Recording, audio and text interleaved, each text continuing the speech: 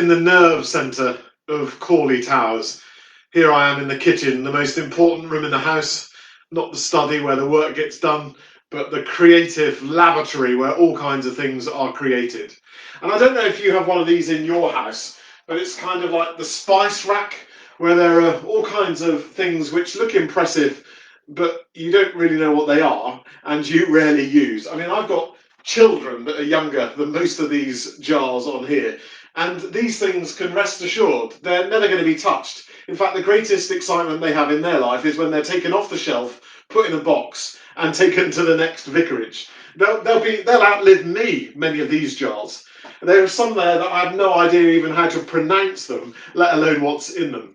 This is my approach to herbs and spices. 7 things, and if I can't cook with these, well then I'm probably not likely to cook it. So I've got my ginger, garam masala, coriander, chili, paprika, cumin and turmeric. And that's really all I need. Well, certainly that's all I'll ever use when it comes to cooking.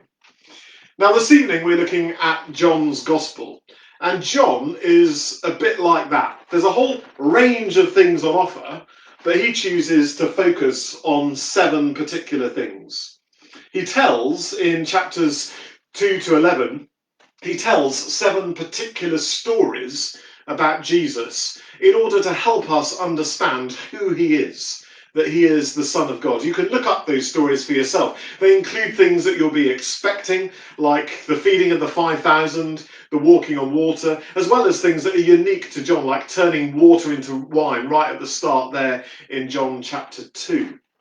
But he also gives us 7 sayings about Jesus. I mean, John is a man after my own heart, or maybe I'm after his heart, in that he loves a good visual illustration. Not able to give us a picture, but of course writes down really clear visual illustrations to help us understand who Jesus is. And you see those in chapters 6 all the way through to 15. I am the bread of life. I am the light of the world. I am the gate for the sheep. I am the good shepherd. I am the way, the truth, and the life. I am the resurrection and the life. I am the vine, and you are the branches. And each one of those is designed to help us see something more of who Jesus is, and also to help us understand how we relate to him, how he relates to us. Bread that is taken and eaten, light that shines in the darkness and the darkness cannot overcome it, the gate who protects us, the shepherd who leads us, the way you can understand how all of those things relate. And some people try to be really clever and relate the 7 sayings to the 7 signs. I think that's slightly too clever, but it's quite fun to have a go.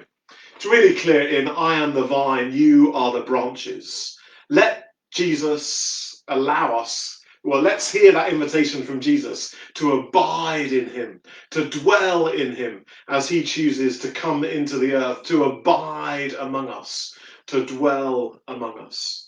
And John is really clear about what he's doing. He says at the end of chapter 20, which some people think is the original end of John's Gospel, there in verse 31, there are many other things I could have included. In fact, there are so many things that even all of the books in the world don't have enough space to tell all of the stories. But these have been chosen so that you might believe that Jesus is the Son of God, and that by believing you might have life in his name.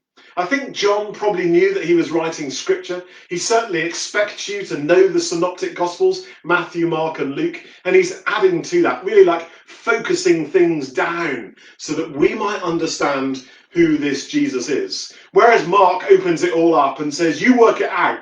You answer the question, who is this Jesus? Well, John is really specific. He's the Son of God. This is what he looks like. Do you understand?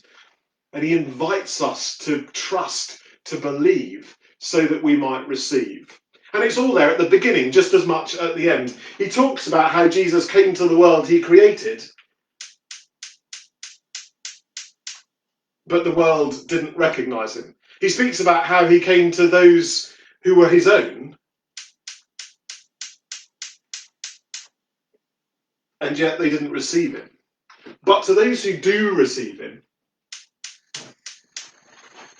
gives power to become children of God. It all gets ignited And we're going to see tomorrow as we journey through Acts something more about what that power is like, who God calls to himself and how he works through his people, through the power of the Spirit of Jesus Christ. But for today, John wants us to focus in on who is this Jesus. He chooses out of all of the array of things he could describe, he could highlight about Jesus, 7 visual images that he describes in order to help get to the nub of the issue, so that we might recognize Jesus, we might understand him and take hold for ourselves the light and the life which he offers, that we might believe that he is the Son of God, and through believing might receive life in his name. I love the Gospel of John. It's my favourite Gospel. 21 chapters. Read them before tomorrow and allow yourself to be entranced by the wonder of who Jesus is, how he calls us to himself, how he abides with us and asks us to root ourselves, to graft ourselves in him and to remain with him always. John, all about believing and receiving.